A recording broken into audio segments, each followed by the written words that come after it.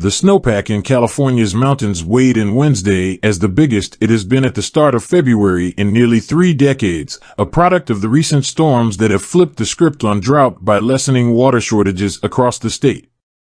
State water officials conducting their monthly snow survey logged snowpack in the Sierra Nevada and Southern Cascades at 205% of the average for the date. At Phillips Station, one of the state's oldest and most central monitoring sites, where surveyors convened in front of TV cameras for measurements Wednesday morning, the snowpack was 193% of average. The numbers are welcome relief for California after its driest 3-year period on record. Melted snow supplies nearly a third of the state's drinking and irrigation water, and it usually comes at a critical time, when the rains are over and summer water demand kicks in.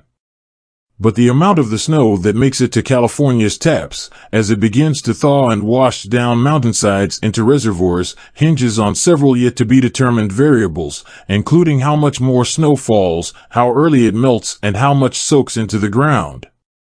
Any number of things could undo the state's fickle recovery from drought. It was a great first 2 or 3 weeks of January by every metric, said David Rizzardo, hydrology manager for the California Department of Water Resources, which manages the snow survey. But there's always a but. We still need more snow, maybe not 250% more snow, but we need more snow for a lot of reasons, one being just to preserve what's up there. History has shown that big surpluses midwinter can disappoint. For hydrologists, what matters is what's on the ground come April 1st, when the snowpack is historically at its peak and water managers can take comfort in having a fuller picture of what the total seasonal melt-off will be. One fear is that the recent pipeline of storms shuts off and the remainder of winter is dry, which was the case last year, stymieing drought recovery. Most forecasting models show a handful of wet fronts over the next couple of weeks, but nothing like the series of 9 atmospheric rivers that blew through the state in late December and early January.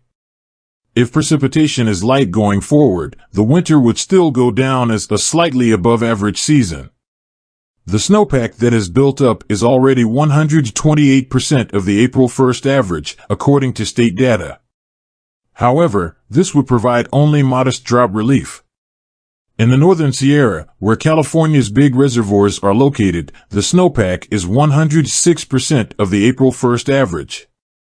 We've consistently said it's going to take more than average snowpack to get out of the drought, Rizzardo said. There's always the chance that we don't get another ounce between now and April 1st, and that would be dreadful,